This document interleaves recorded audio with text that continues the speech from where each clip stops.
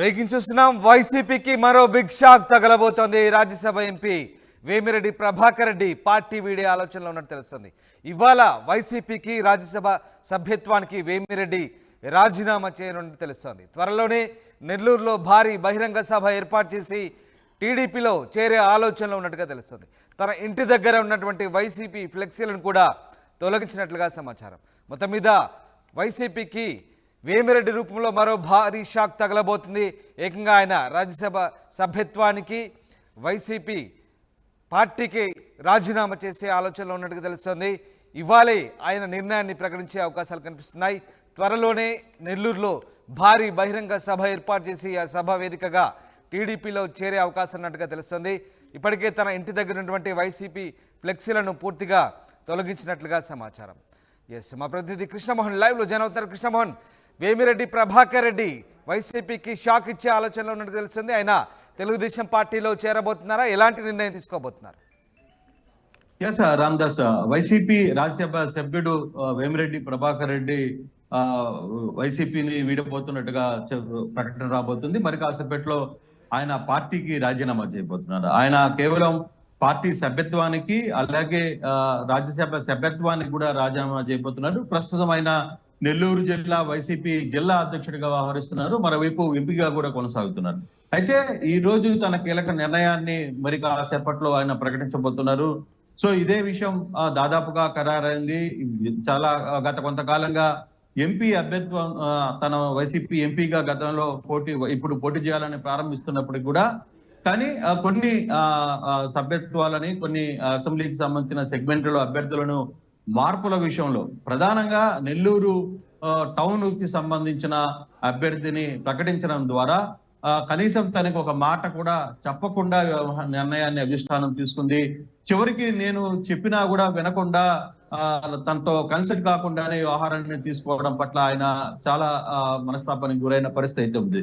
గత కొంతకాలంగా టీడీపీతో టచ్ లో ఉన్నారు. గడిచిన 2-3 రోజులుగా వైసీపీ నేతలు కూడా ఆయన్ని అంటే సర్దుబాటు చేసే ప్రయత్నం అయితే చేస్తున్నారు. చెవిరెడ్డి భాస్కర్ రెడ్డి కావచ్చు, ఇతర నేతలందరూ కూడా ఆయన్ని కొంత శాంతింపజేసే ప్రయత్నం చేసినప్పటికీ గతం అంటే రాజ్యసభ సభ్యుడిగా ఉండి ఎంపీగా ఉన్నప్పటికి కూడా నెల్లూరు జిల్లాలో జరుగుతున్న తనకు ఎదురవుతున్న అవమానాలు చాలా సార్లు ముఖ్యమంత్రి దృష్టికి తీసుకువెళ్ళినా దానికి సంబంధించి ఎవరు స్పందించలేకపోవడం, ప్రధానంగా ఆయనకి నెల్లూరు సిటీ ఎమ్మెల్యే మాజీ మంత్రి అనిల్ కుమార్ యాదవ్ తో వస్తున్న ఇష్యూస్, ఈ రెండు మధ్య చాలా పెద్ద ఇష్యూసే చోటు చేసుకుంటున్నాయి.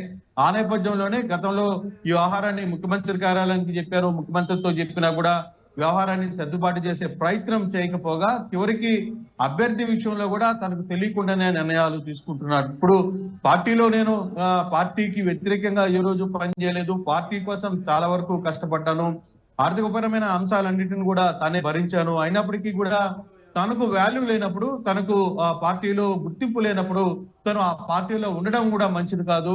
నేను ఎవరిని విమర్శించడం లేదు, తను పార్టీకి సంబంధించిన వ్యవహారంలో తనకు ఎటువంటి గుర్తింపు లేనప్పుడు నేను ఎందుకు పార్టీలో ఉండాలి అని చెప్పేది ఆయన వాదన. అందుకే ఈ రోజు ఆయన రిజైన్ చేయబోతున్నారు. అయితే పార్టీలో ఎప్పుడు చేరతారు అనే అంశం మీద మాత్రం ఈసారి సాధారణంగా గతంలో లాగా అక్కడికి వెళ్ళి కండవలు వేసుకునే పరిస్థితి ఉండదు. నేను నెల్లూరులో తన సత్తా ఏదో చూపించే ఒక ప్రోగ్రామ్ ని పెద్ద ఎత్తున చేపడుతున్నాను, ఆ దిశగానే ఈ వ్యవహారాన్ని అయితే నడుపుతాను.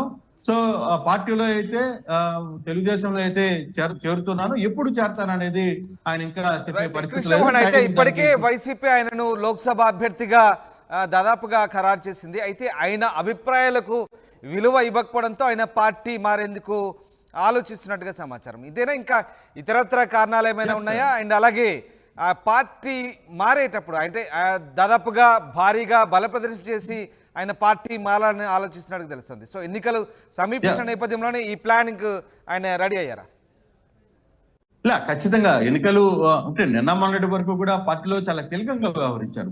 వేమిరెడ్డి ప్రభాకర్ రెడ్డి వైసీపీలో చాలా కీలకంగా వ్యవహరించిన నేత. అయితే ఆయనకి జిల్లాలో జరుగుతున్న కొన్ని ఇష్యూస్ మీద ప్రధానంగా అనిల్ కుమార్ యాదవ్ తో అతనికి చాలా కాలంగా గ్యాప్ వచ్చింది. ఆ గ్యాప్ ని పూడ్చే ప్రయత్నం వైసీపీ పెద్దలు చేయకపోవడం, అనిల్ కుమార్ ని వాళ్ళు కొంచెం ఓన్ చేసుకునే ప్రయత్నం చేయడం, ఈ అన్ని అంశాలు కూడా పార్టీల నుంచి తను బయటికి వేడడానికి ప్రధాన కారణం. ఈ కారణం ఇప్పటికీ నేను చాలాసార్లు చెప్పినప్పుడు కూడా వాళ్ళు ఆ మాట అయినా పరిస్థితి అయితే చేయలేదు. అటువంటప్పుడు కనీసం నెల్లూరు అభ్యర్థి కార్పొరేటర్ ఖలీల్కి ఇచ్చేటప్పుడు కూడా తనతో ఒక మాట కూడా చెప్పే ప్రయత్నం చేయలేదు. నేను ఒక్కరోజు ఆపండి, నేను మళ్ళీ వచ్చి ఈ వ్యవహారాన్ని అంతా కూడా మాట్లాడతాను, నేను బయట విదేశాల్లో ఉన్నానని చెప్పినప్పటికి కూడా ఆ రోజు తన మాట వినకుండా అభ్యర్థిత్వాన్ని ప్రకటించారు.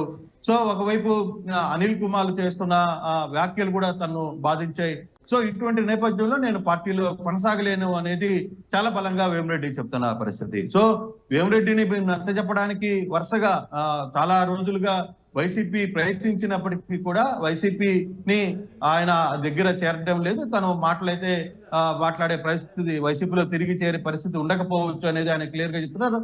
సో ఈ రోజు ఒక డెసిషన్ అయితే తీసుకోబోతున్నారు, పార్టీని వీడేందుకు సిద్ధమవుతున్నారు. రాజ్యసభ సభ్యత్వానికి రాజీనామా చెప్తున్నారు. కృష్ణమోహన్, మరి వైసీపీకి వేరే ఆప్షన్ ఏముంది? ఇప్పుడు ఎంపీ లోక్సభ స్థానానికి సంబంధించి ఒకవేళ ఈయన పార్టీ విడితే కనుక వైసీపీ ఎవరి వైపు మొగ్గు చూపే అవకాశం ఉంది. At the same time TDP parliament అభ్యర్థులుగా ఒక అంచనాకు వచ్చి ఉంటుంది ఇప్పటికీ. సో అక్కడ ఎలాంటి సర్దుబాటు ఉండబోతుంది?